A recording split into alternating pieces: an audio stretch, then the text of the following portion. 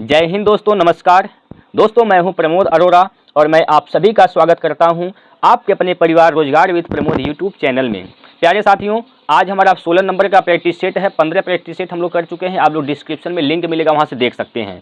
दोस्तों, हम इस वीडियो के लाइक की आंकड़ा की बात करते हैं तो मैं इस वीडियो के लाइक का आंकड़ा 200 का रखता हूँ। उम्मीद करता हूँ कि आप सभी लोग इस आंकड़े को जरूर पूरा करेंगे। दोस्तों प्यारे साथियों, मैं आप लोगों के लिए एक बेहतर प्लान बना रहा हूँ जिससे आप एसएससी जीडी में सिलेक्शन आसानी से ले सकते हैं, अपने तैयारी में 4 चांद लगा सकते हैं। प्यारे साथियों, वो प्लान क्या है ज़रा आप लोग ध्यान से सुन लीजिए। मैं चाह रहा हूँ दोस्तों कि आप लोगों को अब मैं डेली बेसिस पर 2-2 प्रैक्टिस सेट कराऊँ।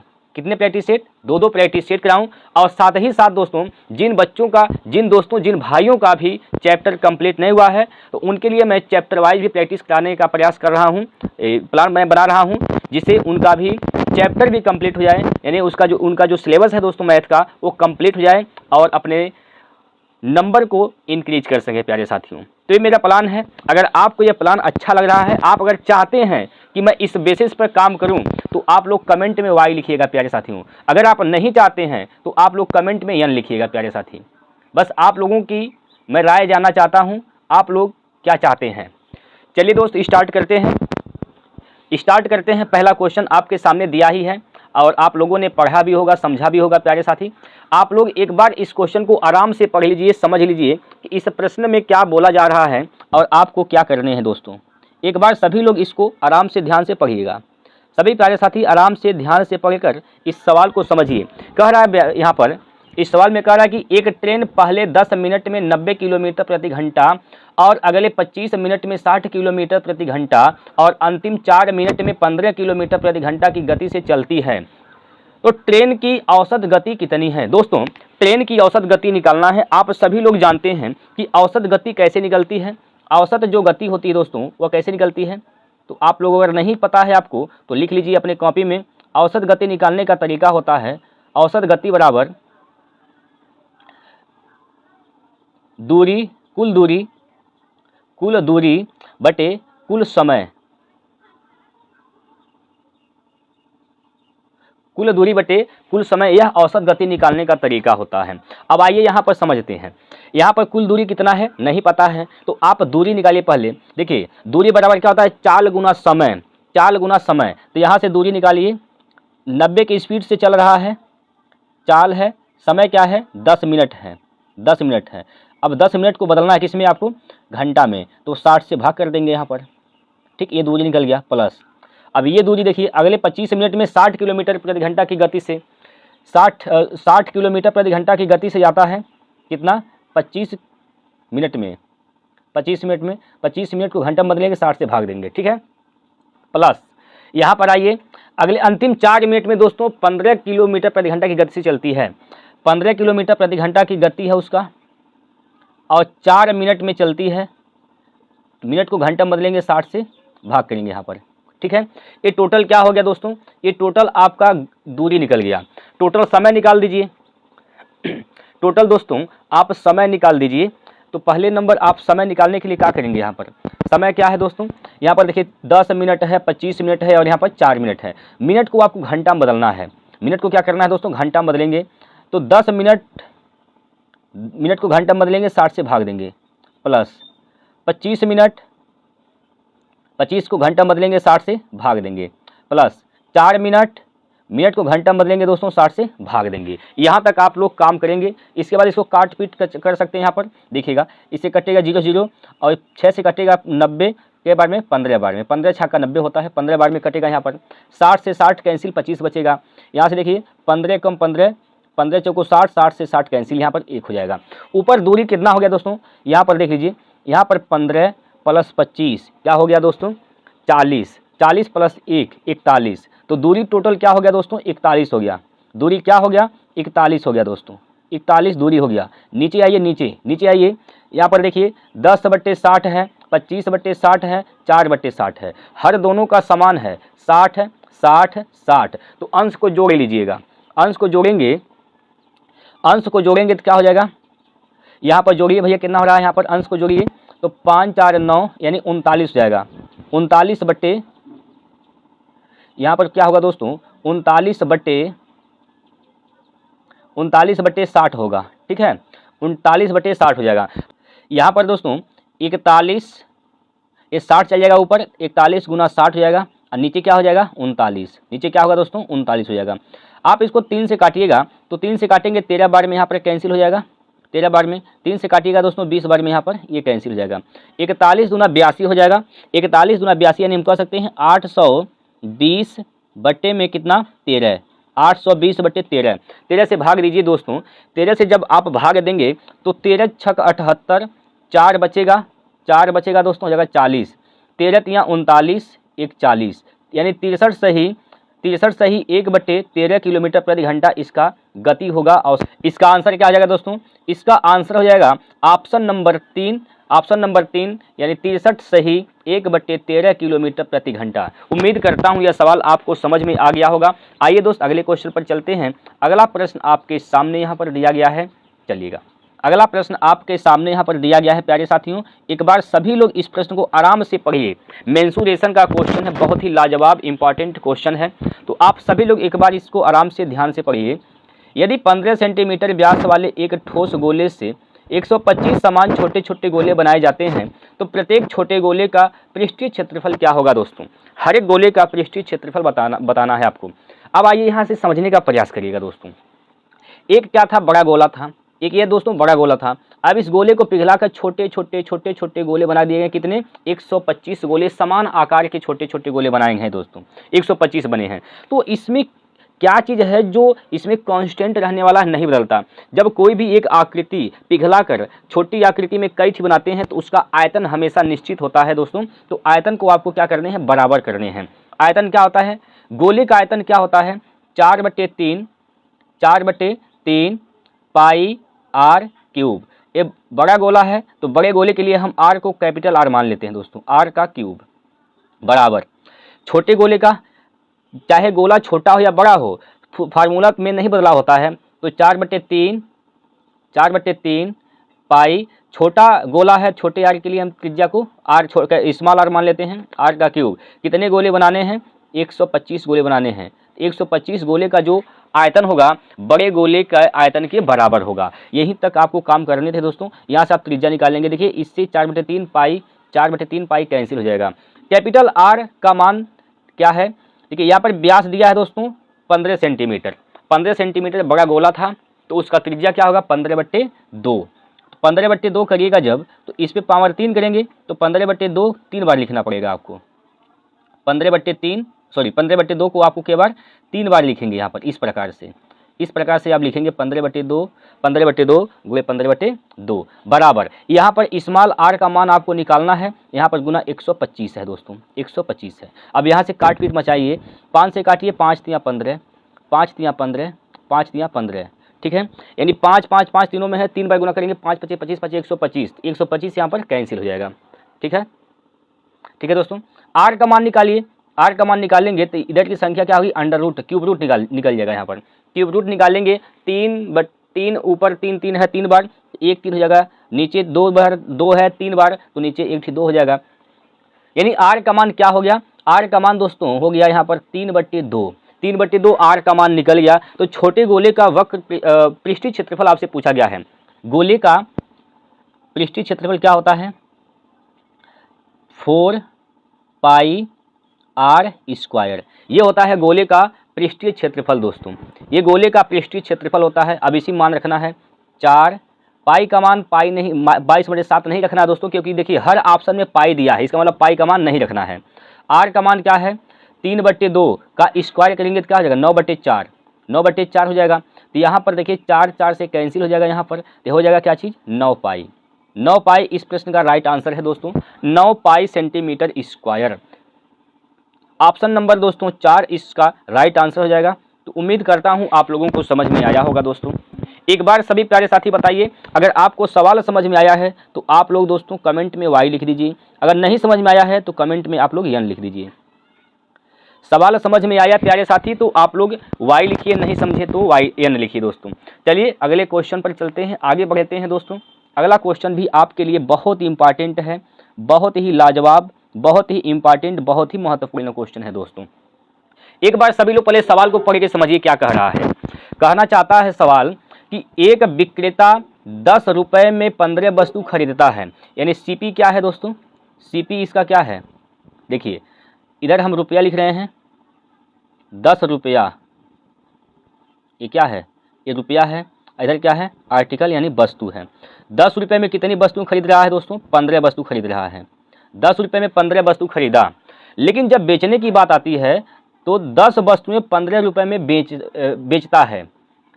अगर बेचने की जब बात आती है तो वह सेलिंग प्राइस क्या हो जाएगा, इसका सेलिंग क्या होगा, वह 15 रुपये में ही, वह 15 रुपये में दोस्तों 10 वस्तु को बेचता है। 15 रुपये में 10 वस्तुओं को बेचता है। खरीदता है कितना, 10 रुपये में 15 वस्तु, लेकिन बेचता है कितना, 15 रुपये में 10 वस्तु। तो उसमें आपसे पूछा गया है विक्रेता द्वारा अर्जित प्रतिशत लाभ ज्ञात कीजिए, तो कितने परसेंट का उसने लाभ प्राप्त किया। तो ऐसे क्वेश्चन में दोस्तों याद रख लीजिए, आप लोग हमेशा वस्तु को बराबर करने होते हैं। क्या करने होते हैं दोस्तों, वस्तु को बराबर करने होते हैं। तो कैसे करिएगा बराबर, यहाँ देखिए 15 है, यहाँ पर कितने वस्तु हैं, 15 वस्तु हैं, यहाँ पर कितने 10 वस्तु हैं, तो 15 10 को बराबर कर दीजिए, इन दोनों का लघुत्तम ले लीजिए, क्या होगा 30। बस आपको क्या करना है, इसको 30 बनाना है। तो 15 को 30 कैसे बनाएंगे, 15 को 30 बनाने के लिए 2 से गुना कर दीजिए।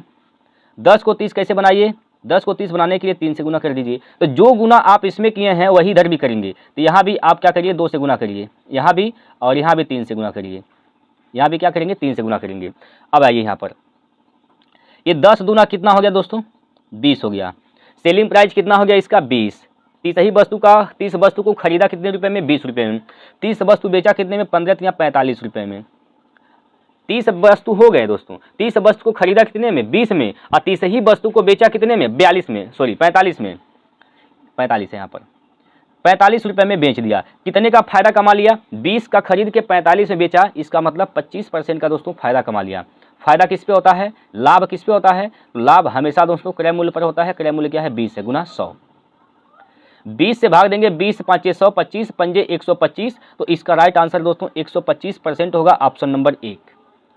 125% इस प्रश्न का बिल्कुल सही उत्तर होगा। एक बार सभी लोग बताइए, क्या आपको इसमें कोई दिक्कत परेशानी है। चलिएगा दोस्तों आगे चलते हैं अगले क्वेश्चन पर। अगला प्रश्न आपके सामने यहाँ पर इस प्रकार है। यहाँ पर क्वेश्चन दिया गया है दोस्तों, टाइम एंड वर्क का यह क्वेश्चन है, बहुत इंपॉर्टेंट क्वेश्चन है। देखिए आपके पेपर में इसी प्रकार के क्वेश्चन आएंगे, तो घबराने की आवश्यकता नहीं है कि कौन कौन सा क्वेश्चन पूछे जाएगा, कैसा कैसा क्वेश्चन आएगा, क्या क्या हमें पढ़ना है। बस दोस्तों आपको घबराना नहीं है, आप आराम से, शिद्दत से, लगन से, मेहनत से अपनी तैयारी पे लगे रहिए दोस्तों। बहुत ज़्यादा आप भटकेंगे तो कहीं ना कहीं गड़बड़ा जाएगा, तो इसलिए आप लोग भटकिए मत, आराम से तैयारी करते रहिए। इसी लेवल के क्वेश्चन आपके एग्जाम में इस बार भी आएंगे। देखिएगा, सोहन और रोहन मिलकर एक कार्य को 18 दिन में पूरा कर सकते हैं। 2 व्यक्ति हैं, एक है भैया सोहन और एक कौन है, रोहन है। सोहन और रोहन ये दोनों मिलकर 18 दिन में काम को पूरा कर सकते हैं दोस्तों, 18 दिन में पूरा काम कर सकते हैं। लेकिन आगे कहा गया है यदि सोहन अकेला उसी कार्य को 27 दिन में कर सकता है। अच्छा, ये जो सोहन है यह उसी कार्य को अकेले ही करेगा तो 27 दिन का समय ले लेगा, 27 दिन का। तो रोहन अकेले उसी कार्य को कितने दिन में पूरा करेगा। तो टोटल कार्य पहले निकालिए, टोटल कार्य क्या होगा, इन दोनों का एलसीएम, इन दोनों का एलसीएम क्या हो जाएगा 54। इन दोनों का एलसीएम क्या होगा दोस्तों 54। 18 और 27 का लघुत्तम क्या होगा 54। यही टोटल काम है, यही टोटल क्या है दोस्तों कार्य है। अब इसी को दोनों लोग जब मिलकर काम करते हैं तो 18 या 54 3 की क्षमता से काम होता है, और यहाँ पर 27 दूना 54, सोहन अकेले 2 की क्षमता से काम कर सकता है। तो पूछा गया है कि रोहन कितने दिन में उस काम को करेगा। अच्छा, पहले नंबर आपको रोहन का क्षमता निकालना पड़ेगा। रोहन का क्षमता क्या है, रोहन का क्षमता क्या है दोस्तों, देखिए अगर सोहन और रोहन का क्षमता क्या है, यहाँ पर सोहन और रोहन का क्षमता 3 है, अकेले सोहन का क्षमता 2 है, तो इसका मतलब रोहन का क्षमता क्या रहा होगा दोस्तों, रोहन का क्षमता आप लोगों के दिल से आवाज आई होगी कि 1 रहा होगा। ठीक है, रोहन का क्षमता क्या रहा होगा दोस्तों 1, तभी तो 1 + 2 जोड़ेंगे तो दोनों मिलकर क्षमता 3 हो रहा है। कोई दिक्कत यहाँ तक। अब आपको काम कितने कराने हैं भैया, आपको 54 काम कराने हैं, किससे, रोहन से। तो रोहन 1 की क्षमता से काम करेगा तो कितने दिन का टाइम ले लेगा, 54 दिन का टाइम लेगा दोस्तों। 54 दिन इस प्रश्न का राइट आंसर है ऑप्शन नंबर 3, 54 दिन। कोई दिक्कत, कोई परेशानी। चलिएगा आगे बढ़ते हैं, अगला प्रश्न है। अगले प्रश्न की ओर कदम रखते हैं दोस्तों। अगला प्रश्न आपकी स्क्रीन पर इस प्रकार से दिया गया है, चलिएगा यहाँ पर देखिए। ये जो सवाल है दोस्तों वह अनुपात समानुपात का क्वेश्चन है, बहुत ही सरल है, कोई दिक्कत की बात नहीं है। देखिए क्या कह रहा है कि ए बी का जो अनुपात दिया गया दोस्तों, ए बी का अनुपात दिया गया है 5:8, बी सी का दिया गया है 4:7, तो ए बी सी का अनुपात पूछा गया है। देखिए क्या करना है, ए संबंधे बी संबंधे सी। ए बी का अनुपात क्या दिया है 5:8, यानी 5:8 दिया गया है। बी सी का क्या दिया गया है दोस्तों, बी सी का क्या दिया गया है 4:7, 4 यहाँ पर 7 दिया गया है। ठीक है, तो तीनों का अनुपात पूछा गया है। देखिए ये जो जगह खाली है यहाँ पर कौन आएगा, यहाँ पर 8 आ जाएगा यहाँ पर, और यहाँ जो जगह खाली यहाँ पर कौन आएगा, तो यहाँ पर दोस्तों आएगा यहाँ पर 4। ठीक है, बस यहाँ पर 4 आ जाएगा। इसको काट सकते हैं, कटेगा 4 से काटिए, 4 से कटेगा यह 4 दूना 8, ये कट जाएगा। अब तो कटने वाला है नहीं, तो हो जाएगा 5 और यहाँ पर 8, यहाँ 7 दूना 14, 5, 8, 14 इसका राइट आंसर है दोस्तों। 5, 8, 14 इस प्रश्न का राइट आंसर है। 5:8:14 किस ऑप्शन में है, ऑप्शन नंबर 3 में है, और ये प्रश्न का बिल्कुल सही उत्तर है दोस्तों। इस प्रकार से आपको सवाल को हल करने हैं। आगे चलिए अगला क्वेश्चन देखिए दोस्तों। अगला प्रश्न आपके स्क्रीन पर दिया जा रहा है, यहाँ पर कह रहा है कि प्रथम 4 अभाज्य संख्याएं जो विषम हैं उनका औसत बताना है। देखिए इसमें कह दिया जो विषम है, काहे कहा है दोस्तों, क्योंकि जो सबसे छोटी अभाज्य संख्या क्या होती है, 2 होती है, और 2 कैसी संख्या है, एक सम संख्या है, तो इसको नहीं लेना है। इसीलिए उसने कहा कि विषम है, आपको 2 को नहीं लेना है। तो 2 के बाद वाली संख्या लेनी है अभाज्य। 2 के बाद क्या होती है, 3 है, 3 एक अभाज्य संख्या है। 3 के बाद दोस्तों 5 है, 5 के बाद 7 है, 7 के बाद दोस्तों 11 है, 11 है, 4 अभाज्य संख्याएं हो गई। तो इनका पूछा है औसत, सबको जोड़िए, सबको जोड़ दीजिए, सबको जोड़िए, बटे कुल संख्या कितनी हो गई, 4, 4 से भाग कर दीजिए। 11 7 18, 18 और 5 23 3 26, ये हो गया दोस्तों 26/4, 4 से भाग दीजिए, 4 6 24, 2 बचेगा, 0.4 पंजे 20, यानी 6.5 इसका राइट आंसर होगा। 6.5, 6.5 ऑप्शन नंबर 4। क्लियर है प्यारे साथियों, बताइए कोई दिक्कत है, आगे चलते हैं। अगला क्वेश्चन देख लीजिए, आप लोगों के सामने दिया गया है। यहाँ पर ये सिंप्लीफिकेशन यानी सरलीकरण का क्वेश्चन दिया गया है दोस्तों। आपके पेपर में 100% इस प्रकार के क्वेश्चन पूछे जाएंगे, तो आप लोग इसे लगाकर जरूर जाइएगा दोस्तों। इस चैप्टर को मैं पढ़ाऊंगा, हालांकि मैं हर एक चैप्टर आपको कंप्लीट कराऊंगा। बस आप लोगों की राय जो मैं आप लोगों से पूछा हूँ, आप लोगों की क्या इच्छा है, बस आप लोगों की इच्छा का मैं इंतजार कर रहा हूँ, आप लोगों का जवाब का मैं इंतजार कर रहा हूँ दोस्तों।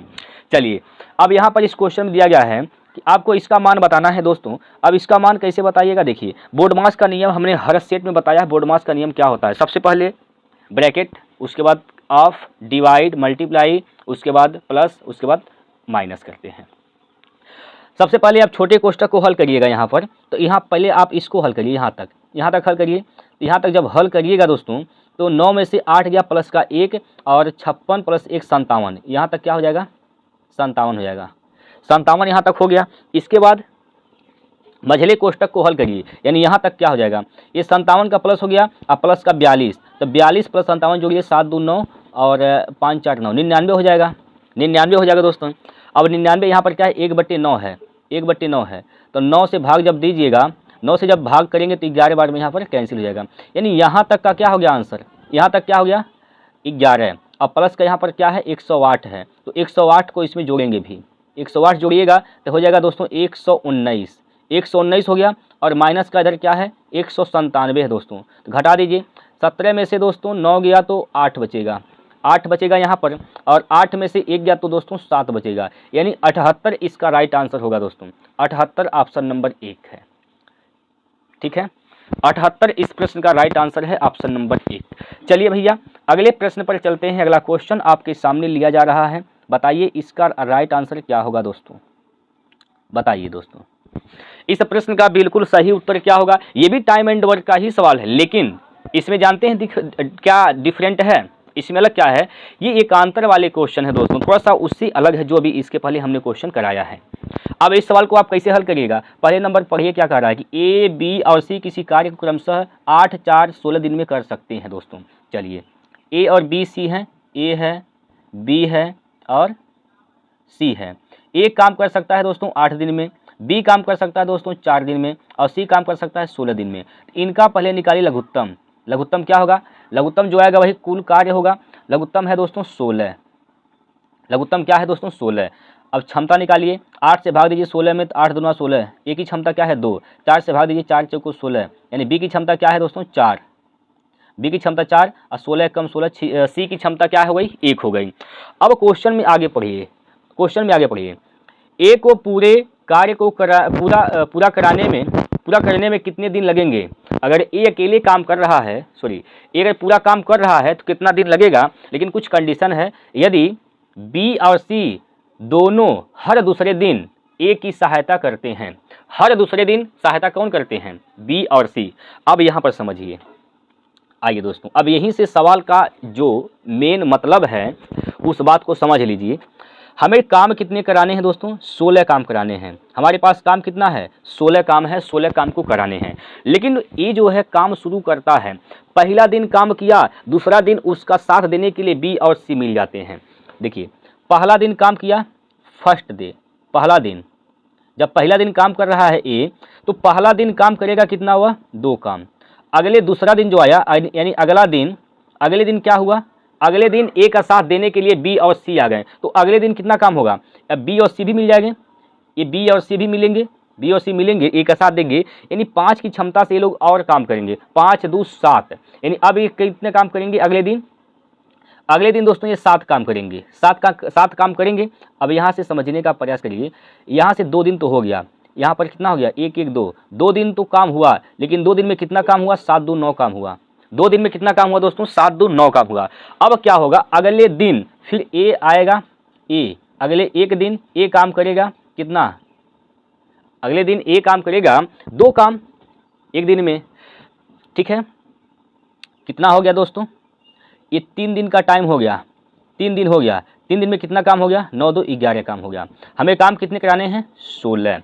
अब अगला दिन जो होगा, अब ए का साथ देने के लिए बी और सी आ जाएंगे। अगला दिन ए का साथ देने के लिए बी और सी आएंगे, लेकिन काम कितने करने हैं? 11 काम हो चुका, 16 काम करने हैं, बस 5 ही काम हमें और कराना है, 5 काम और कराना है।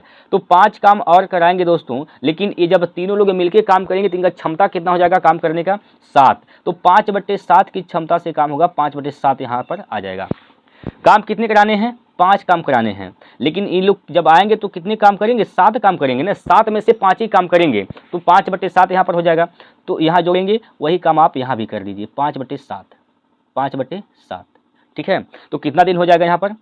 7 या 21 5 26, 26/7 दिन, 26/7 दिन। 26/7 दिन में इस काम को ए समाप्त कर देगा। ऑप्शन नंबर 1 इसका राइट आंसर हो जाएगा प्यारे साथियों। ऑप्शन नंबर 1 इस प्रश्न का बिल्कुल सही उत्तर होगा। उम्मीद करता हूं कि इस प्रकार के क्वेश्चन आप समझ गए हैं, और ऐसा क्वेश्चन जब भी आपके सामने आएगा तो लगा लेंगे। लेकिन दोस्तों ऐसा क्वेश्चन आप प्रैक्टिस करिए, जब प्रैक्टिस करेंगे तभी आप लगा पाएंगे। चलिएगा अगले क्वेश्चन पर चलते हैं। अगला प्रश्न आपके सामने है दोस्तों, यहाँ पर अगला क्वेश्चन आपके सामने यहाँ पर दिया जा रहा है। चलिएगा समझिए, पहले कह रहा है इसमें निम्नलिखित में से कौन सी संख्या 16 से विभाज्य नहीं है। देखिए दोस्तों, 16 से विभाज्य का मतलब क्या हुआ?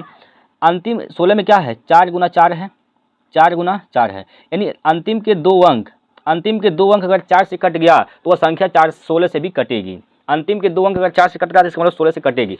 तो दोस्तों कौन है जो नहीं कट रही है? जो नहीं कटेगा वो पूछा गया है। देखिए यहाँ पर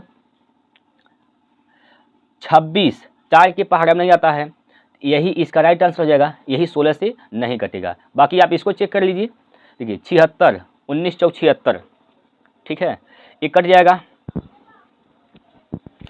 और 68 भी कटेगा 4 से, ठीक है, 16 भी 4 से कटेगा। बस एक ही ऑप्शन है जो 4 से नहीं कटा है, बस जो 4 से नहीं कटा इसका मतलब 16 से भी नहीं कटेगा।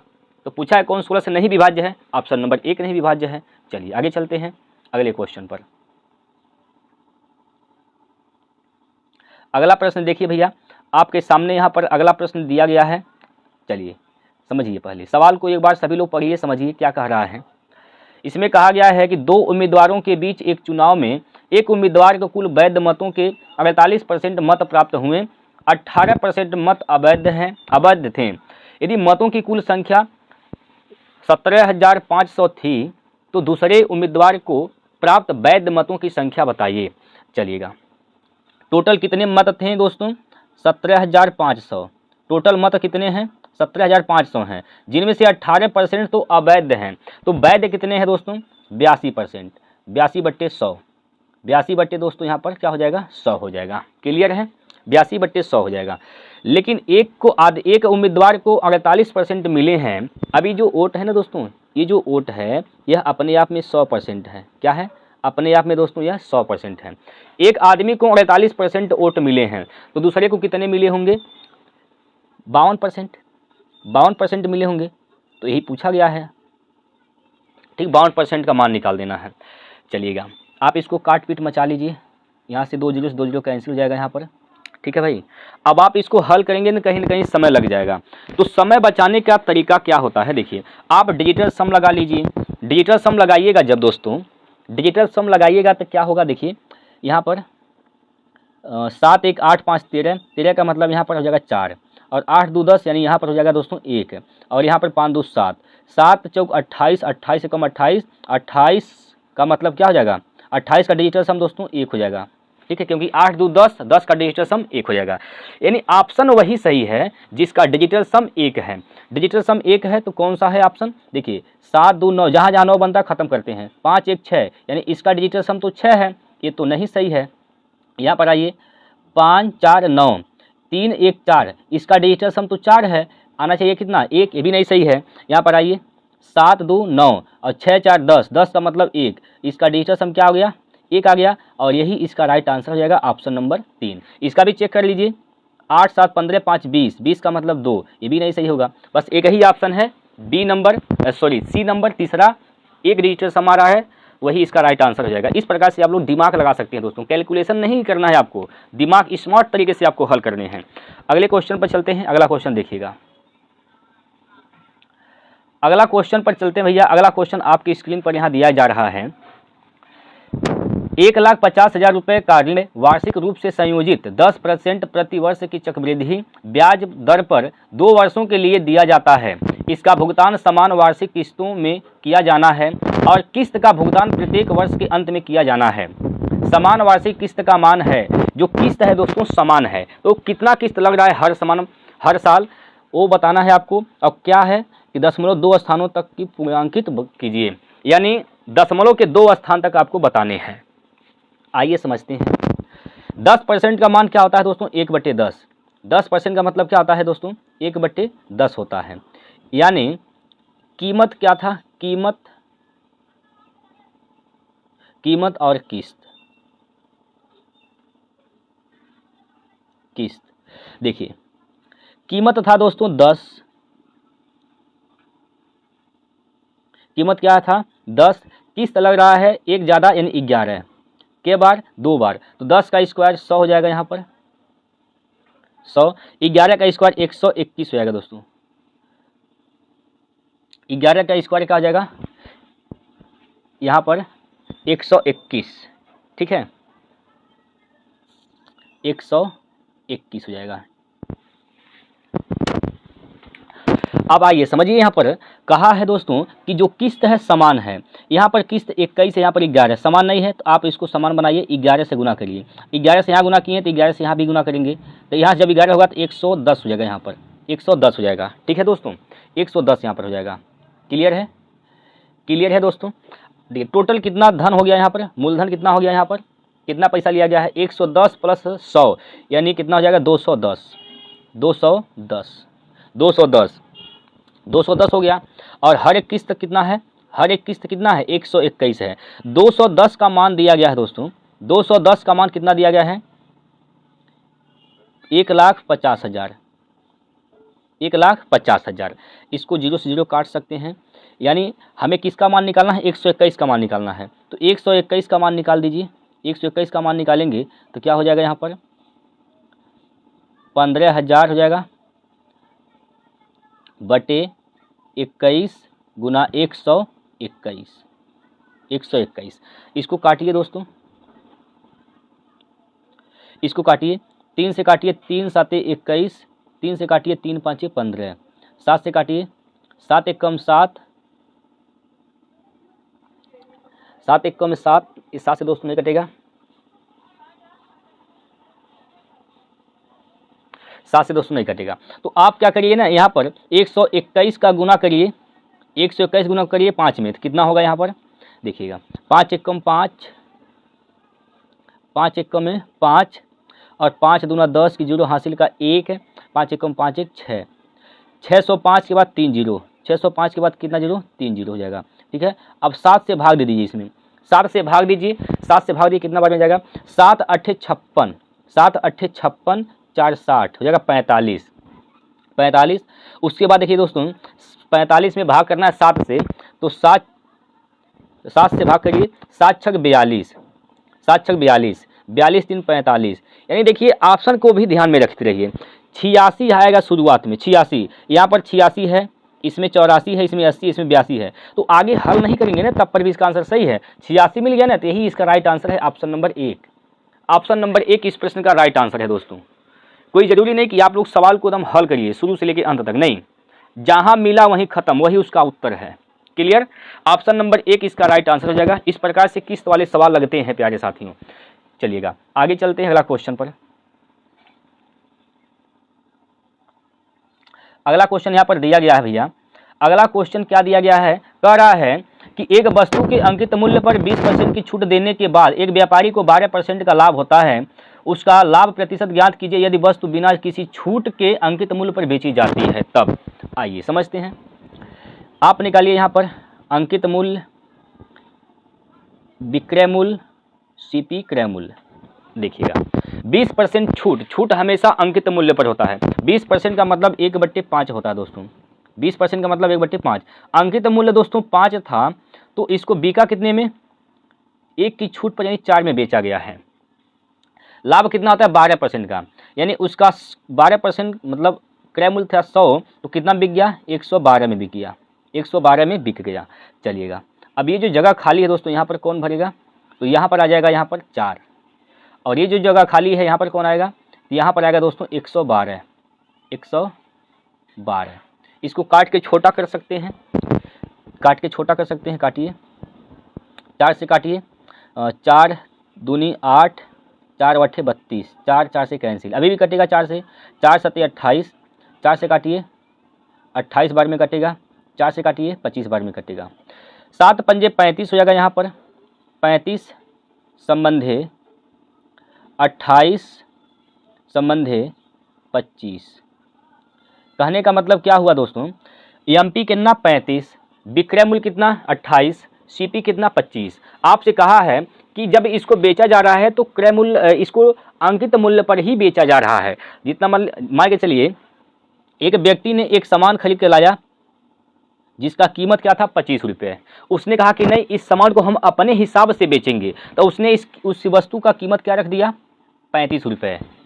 छूट नहीं देना है, यानी 25 रुपये में खरीद के लाया है, उस पर क्या लगा दिया स्टिकर 35 रुपये का, तो छूट जब नहीं देगा तो कितना उसको लाभ होगा, यानी 25 का सामान 35 में बेचेगा तो कितना का फायदा हो जाएगा उसको, 25 का सामान जब 35 में बेचेगा दोस्तों तो उसको फायदा होगा कितने का 10 का, किस पर क्रय मूल्य पर। लाभ हमेशा क्रय मूल्य पर होता है 25, नीचे हो जाएगा गुना 100, 25 चौका 100, 10 चौको 40, यानी 40% का लाभ होगा। ऑप्शन नंबर 1 इस प्रश्न का राइट आंसर है प्यारे साथियों, 40% का लाभ होगा दोस्तों। उम्मीद करता हूं कि ये सवाल आप लोग समझ गए होंगे। अगले क्वेश्चन पर चलते हैं। अगला क्वेश्चन आपके सामने यहाँ पर दिया गया है। अगला क्वेश्चन आपके सामने यहाँ पर दिया गया है दोस्तों, कह रहा है एक त्रिभुज की 2 भुजाएं समान हैं और तीसरी भुजा इनमें से किसी भी भुजा की 1.5 गुनी है। यदि त्रिभुज का परिमाप 14 इकाई है तो त्रिभुज का क्षेत्रफल बताइए। त्रिभुज का क्षेत्रफल, त्रिभुज कैसी है 2 भुजाएं समान हैं, यानी समद्विबाहु त्रिभुज है। समद्विबाहु त्रिभुज, त्रिभुज कुछ इस प्रकार से है दोस्तों, इस प्रकार से है। अब जो 2 भुजाएं समान, हम कहते हैं भैया ये भुजा और ये भुजा क्या है समान है, ठीक। तो कहा तीसरी भुजा इनमें से किसी भी भुजा की इनमें से किसी भुजा की क्या है 1.5 गुनी है। 1.5 गुनी का मतलब क्या है 3/2, 3/2 होता है। 1.5 का मतलब क्या 3/2। तो तीसरी भुजा के बारे में कहा गया है दोस्तों, तीसरी भुजा इनमें से किसी भी भुजा की 1.5 गुनी है। तो अगर तीसरी भुजा, ये जो तीसरी भुजा है इसको अगर हम 2 मान लेते हैं तो ये क्या है 3 है, ये क्या है दोस्तों 3 है। सॉरी दोस्तों, यहाँ पर मिस्टेक हो गया, उल्टा हो गया यहाँ पर। हाँ, कहा गया इसमें तीसरी भुजा इनमें से किसी भी भुजा की क्या है 1.5 गुनी है। तीसरी भुजा क्या है, किसी भी भुजा की 1.5 गुनी है। तो कोई भी भुजा, हर भुजा तो बराबर है, तो अगर ये भुजा जो समान है वो 2 है, ये भी 2 होगा तो ये भी 2 होगा, तो तीसरी भुजा क्या होगा 3 हो जाएगा। तीसरी भुजा क्या हो जाएगा दोस्तों 3 हो जाएगा। कोई दिक्कत परेशानी यहाँ तक? उम्मीद करता हूँ यहाँ तक कोई दिक्कत नहीं होगा आपको। इसका परिमाप दिया, परिमाप क्या होता है भुजाओं का योग 3 + 2 + 7, सॉरी 3 + 2 + 2 क्या हो जाएगा 7। 7 इकाई का मान कितना दिया है दोस्तों 14। 7 इकाई का मान 14, तो 1 इकाई का मान क्या हो जाएगा दोस्तों 1 इकाई का मान 2 हो जाएगा। यानी भुजा कितना हो गया, ये 2 अनुपात है दोस्तों। ये क्या है 2 अनुपात है, ये 2 अनुपात है, ये 3 अनुपात है। 1 अनुपात का मान 2 है तो 2 अनुपात का मान दोस्तों 4 हो जाएगा। तो भुजा यहाँ पर 4 ये हो जाएगा, 4 ये हो जाएगा, और यहाँ पर 2 3 6 ये हो जाएगा। ठीक है, ये भुजा निकल गया। ठीक है, आपसे पूछा त्रिभुज का क्षेत्रफल बताइए, तो त्रिभुज का क्षेत्रफल कैसे निकालते हैं? त्रिभुज का क्षेत्रफल क्या होता है दोस्तों 1/2 आधार गुना ऊंचाई। तो आपको आधार तो पता है, आधार कितना है 6 है। आधार यहाँ पर क्या है दोस्तों, आधार तो यहाँ पर 6 है, लेकिन हमें ऊंचाई नहीं पता है ना। तो आप ऊंचाई निकालिए, ऊंचाई इसको बोलते हैं, इसको आप निकालिए। कैसे निकालिएगा, जब ये इस पर लंब डालेंगे तो ये जो भुजा है ये 2 बराबर भागों में बट जाती है। पूरा 6 है, आधा क्या हो जाएगा, आधा 3 हो जाएगा दोस्तों। अब इसमें पाइथागोरस प्रमेय लगाइए, कर्ण का स्क्वायर माइनस आधार का स्क्वायर क्या निकलेगा, कर्ण का स्क्वायर माइनस लंब का स्क्वायर निकलेगा क्या चीज़, ये जो ऊंचाई है इसका मान निकलेगा। तो 4 चौको 16 अंडर रूट में निकालिएगा। 4 चौको 16 में से 3 3 9 घटा दीजिए, तो 16 में से 9 जाएगा तो अंडर रूट का क्या होगा 7 हो जाएगा दोस्तों। यानी क्या हो गया, यहाँ पर ऊंचाई का मान कितना हो गया अंडर रूट 7। ऊंचाई का मान दोस्तों अंडर रूट 7 हो गया। और त्रिभुज का क्षेत्रफल होता है 1/2 आधार गुना ऊंचाई। 1/2 आधार क्या है दोस्तों,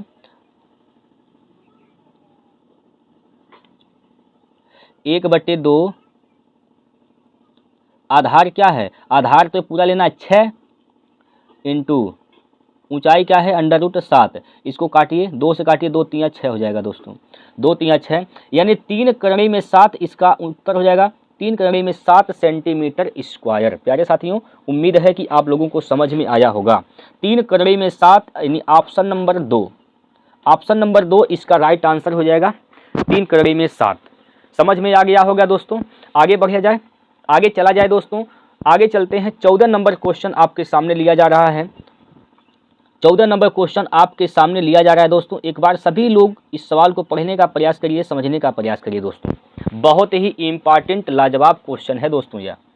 तो एक बार सभी लोग पढ़िए पहले सवाल को क्या कहा रहा है इसमें। 3 उम्मीदवार ABC के बीच एक चुनाव में 80% पंजीकृत मतदाताओं ने मतदान किया और सभी मत वैध थे। कोई भी मत क्या अवैध नहीं था।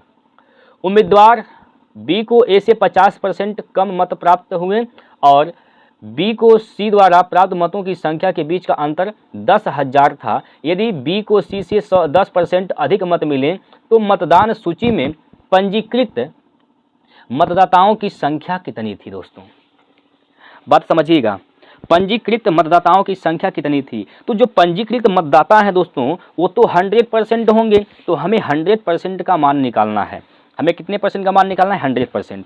समझिए पहले 3 उम्मीदवार हैं, कौन कौन है भैया, एक है भैया A, एक है B और एक कौन है C है। ये 3 उम्मीदवार हैं। इनमें कंडीशन दिया गया है B को A से 50% कम मत मिलते हैं। 50% का मतलब होता है दोस्तों 1/2, यानी A को अगर 2 मिलते हैं तो B को 1 कम मिलते हैं, मतलब 1 अनुपात वोट मिलता है B को। आगे कंडीशन यहाँ पर दिया गया है कि B को C से 10% अधिक मिलते हैं। 10% का मतलब 1/10। C को अगर 10 मिलता है, C को दोस्तों अगर 10 मिलता है यहाँ पर 10 अनुपात, तो 1 अधिक B को मिलता है, नहीं 11 मिलता है। ठीक है, यहाँ से अनुपात बना लीजिए ABC का। यहाँ पर जगह जो खाली है कौन आ जाएगा, यहाँ पर जगह खाली है तो यहाँ तो आएगा दोस्तों 1 और यहाँ पर कौन आएगा 11। ठीक, यहाँ से हो जाएगा 11 दूना 22, 11 एक कम 11 और 10 एक कम 10। यहाँ तक दिक्कत आपको है बताइए। यहाँ तक दोस्तों अगर आपको कोई दिक्कत परेशानी है तो आप लोग बताइए दोस्तों। यहाँ तक कोई दिक्कत है, उम्मीद करता हूँ कि आपको कोई दिक्कत नहीं होगा। आगे कहा गया है कि B और C द्वारा प्राप्त मतों के बीच का अंतर क्या है 10,000। तो बी और सी के बीच अंतर कितना है यहाँ पर, एक का मान कितना है दोस्तों, 10,000। एक का मान क्या है, 10,000, ये बोला गया है। आपको निकालना है 100% का मान, लेकिन कितने पंजीकृत मतदाता ने वोट किया है इसमें, 80%। तो ये टोटल वोट किए हैं, कितना, 43 अनुपात वोट किए हैं। 43 का गुना कर दीजिए, 43 अनुपात का मान निकल जाएगा, ठीक है। तो 43 अनुपात का मान निकालिए, कितना हो जाएगा, 43 के बाद 4 जीरो होगा दोस्तों, ठीक है। 43 4 जीरो, क्लियर, ठीक है दोस्तों। 4,30,000, इसमें कोई दिक्कत, कोई परेशानी नहीं है। अब ये जो है दोस्तों, ये जो वोट दिए गए हैं, ये 80% लोगों ने वोट दिया है, यानी यह 80% का मान है दोस्तों। ये कितना है, यह 80% का मान है दोस्तों। अगर ये 80% का मान है तो हमें तो निकालना है 100%, क्योंकि मतदाता सूची में 100% में नाम है, तो 100% का मान निकाल दीजिए। 100% का जब मान निकालिएगा तो क्या होगा दोस्तों, 100% का मान निकालिए तो क्या होगा यहाँ पर,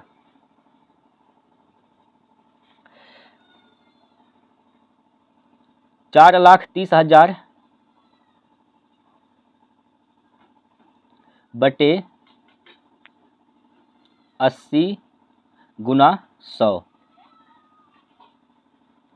80 गुना 100, क्लियर, ठीक है भाई, यहाँ तक दिक्कत नहीं है। चलिए यहाँ से देखिए, 0 से 0 कैंसिल कर दीजिए यहाँ पर, ठीक है भाई, 0 से 0 कैंसिल हो जाएगा। अब इसको काटिए, 8 से काटिए,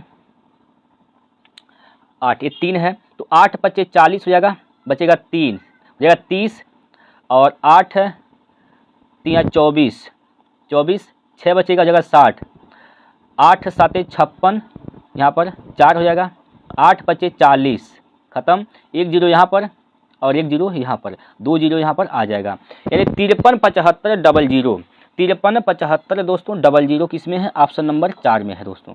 ऑप्शन नंबर 4 इस प्रश्न का राइट आंसर है, 53 75 00। इतने मतदान सूची में पंजीकृत मतदाताओं के नाम थे टोटल, लेकिन 80% लोगों ने वोट किया था दोस्तों। ये था सवाल का असली मतलब, इस प्रकार से सवाल को हल करने हैं। उम्मीद है आप लोगों को समझ में आया होगा। आगे चलते हैं अगले क्वेश्चन पर। अगला क्वेश्चन लेते हैं यहाँ पर आपके सामने दोस्तों, देखिएगा इस प्रश्न में क्या कहा जा रहा है, समझिए। सभी लोग एक बार सवाल को पढ़िए, सभी प्यारे साथी एक बार सवाल को पढ़ेंगे। कह रहा है कि एक व्यक्ति ने समान मूल्य पर 2 वस्तुएं खरीदी और एक को 10% के लाभ पर और दूसरी को 5% के हानि पर बेच दिया। यदि दोनों विक्रय मूल्य के बीच का अंतर 60 है तो दोनों वस्तुओं के क्रय मूल्य का योग कितना होगा। देखिएगा दोस्तों, समान मूल्य पर खरीदा गया है, सामान्य मूल्य पर खरीदा गया है। जब दोनों को खरीदा गया है सामान्य मूल्य पर, ठीक है, तो दोनों को जब समान मूल्य पर खरीदा गया है, एक को जब बेचा गया है सीपी का, मान लेते हैं समान मूल्य क्या है, सीपी है, एक को बेचा गया 10% के लाभ पर, यानी एक को बेचा गया है 110 पर, एक को बेचा गया कितने पर, 110 पर, क्लियर। एक को बेचा गया है दोस्तों 110 पर और दूसरे को कितने बेचा गया है, सीपी का 5% हानि यानी 95 पर, 95। इन दोनों का अंतर कितना हो जाएगा, इन दोनों का अंतर कितना होगा दोस्तों, इन दोनों का अंतर देखिए कितना होगा यहाँ पर, तो 15 हो जाएगा, सीपी का 15, सीपी का 15, सीपी का 15 आ जाएगा। अंतर कितना है, 60 है, इसका मान कितना दिया है, 60 दिया है, 15 कम 15, 15 चौको 60, सीपी का मान क्या हो जाएगा यहाँ पर, ये 15% है दोस्तों, यहाँ पर परसेंट है तो परसेंट आप लोग लगाइए, यहाँ पर परसेंट दिया गया है, ठीक है, ये 15% है, तो 15% का मतलब क्या हो जाएगा, 15/100, 15 से काटिए, 15 चौको 60, यानी हो जाएगा यहाँ पर 400। सीपी क्या है दोस्तों, 400। एक वस्तु का क्रय मूल्य कितना है, 400, तो दोनों वस्तु का क्रय मूल्य कितना हो जाएगा, 800, क्योंकि समान क्रय मूल्य है। 400 प्लस 400 दोनों का क्या हो जाएगा, 800 इसका क्रय मूल्य हो जाएगा दोस्तों, 800 इसका राइट आंसर है, 800 रुपया समान क्रय मूल्य है दोस्तों, इस बात को याद रखिएगा। आगे चलते हैं अगले क्वेश्चन पर।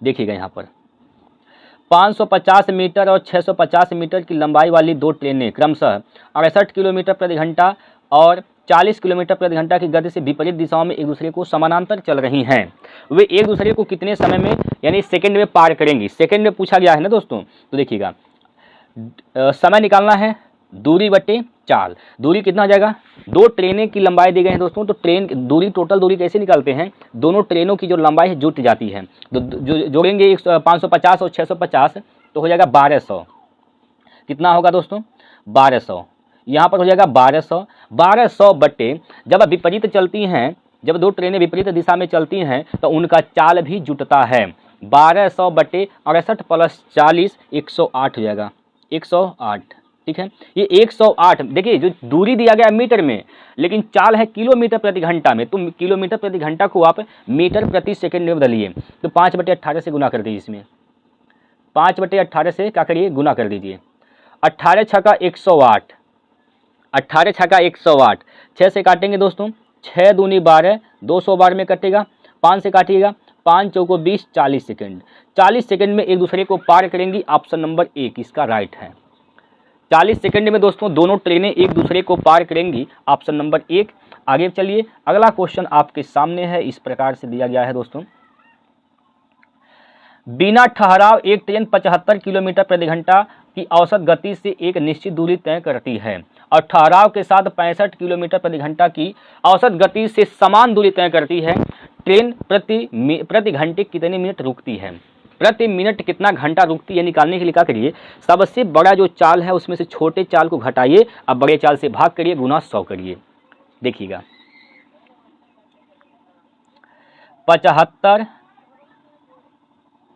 75 माइनस का 65 बटे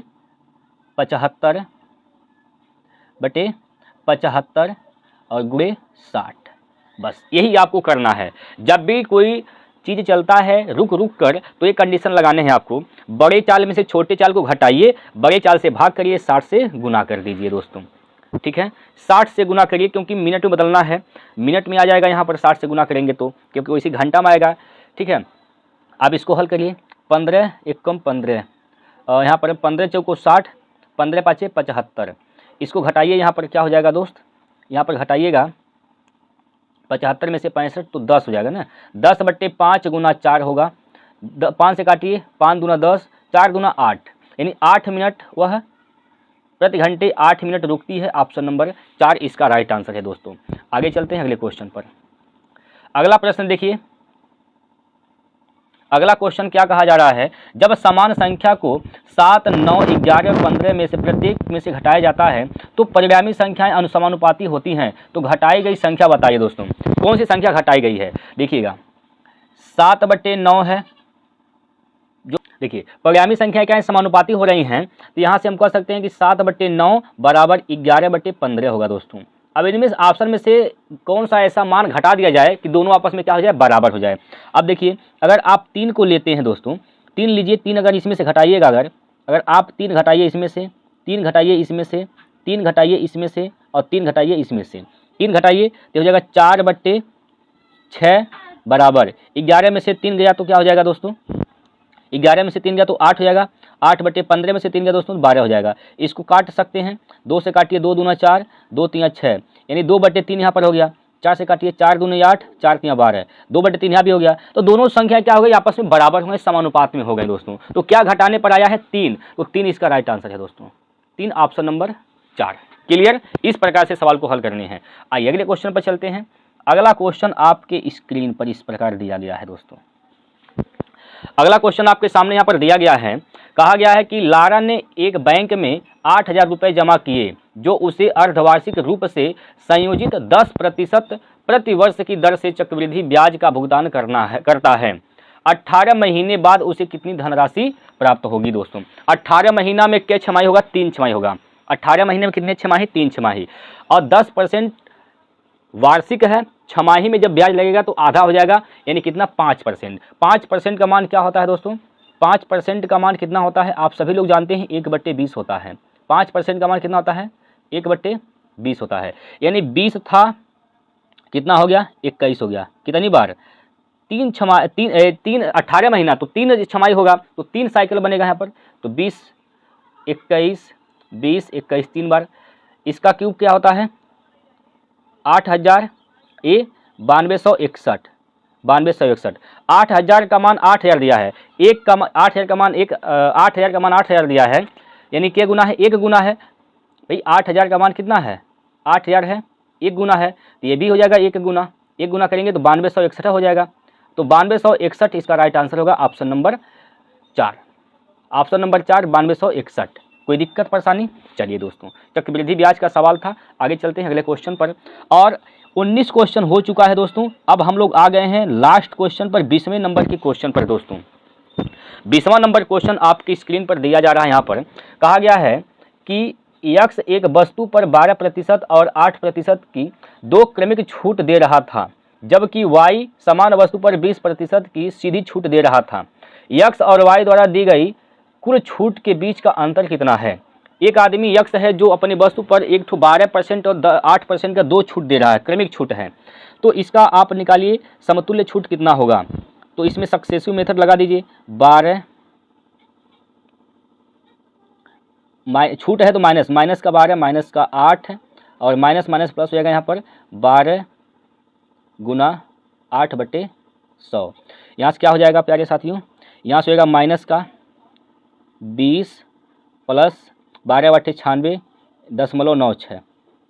घटा दीजिए इसमें से 0.96 घटाएंगे तो क्या बचेगा यहाँ पर 19.04 बचेगा दोस्तों। ठीक है, 19.04 यहाँ पर बचेगा। कोई दिक्कत परेशानी है? चलिएगा अब आगे समझिए। अब एक आदमी दोस्तों सीधे 20% का छूट देता है, तो 20% और 19.04 का अंतर कितना हो जाएगा, इसको घटा दीजिए। 20 में से आप घटाएंगे 19.04, तो कितना हो जाएगा दोस्तों, ये हो जाएगा 0.96%, 0.96% इसका राइट आंसर है। ऑप्शन में देखिए भैया किस में है, ऑप्शन नंबर 1 में दिया गया है 0.96%, तो यही इसका राइट आंसर होगा दोस्तों। ये है 20 क्वेश्चन और 20 के 20 क्वेश्चन हमने आपको सॉल्व कराया है। उम्मीद करता हूँ कि आप लोगों ने समझा होगा, समझ में भी आया होगा।